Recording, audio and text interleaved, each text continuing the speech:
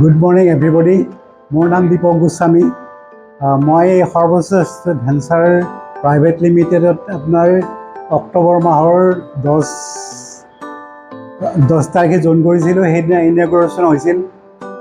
ইনগ্ৰেশ্যনৰ পিছত মই কিবাকিবি কামত লাগিলোঁ। লগাৰ লগে লগে মই তাৰমানে এটা আইডি খুলিলোঁ। আইডি খোলাৰ লগে লগে কিছুদিন পিছত মই এটা বেগ পালোঁ।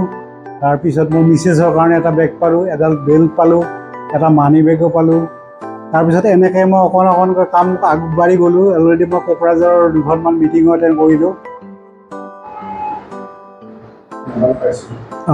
মোবাইলটো পিছত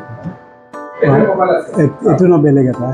তাৰপিছত ছেকেণ্ডলি মই ইয়াৰ পিছত এখন মই স্কুটি পালোঁ। স্কুটিখন পোৱাৰ পিছত মই তাৰপিছত নেক্সট আৰু গাড়ীৰ কাৰণে ফাইট কৰিলোঁ। তাৰপিছত যোৱা বছৰতে মই এখন গাড়ীও পালোঁ।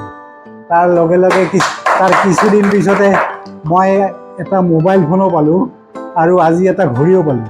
এনেকৈ মই প্ৰায় 6-7টামান গিফ্টে পালোঁ। তাৰোপৰি মই অকণমান ইনকামো ভালেই হৈ আছে। গতিকে মই আশা কৰোঁ আপোনালোকে কৰক। মইতো এটা ৰিটায়াৰ্ড পাৰ্চন।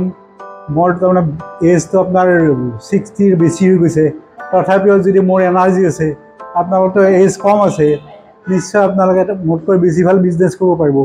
সেইটো কামনাৰে। Thank U.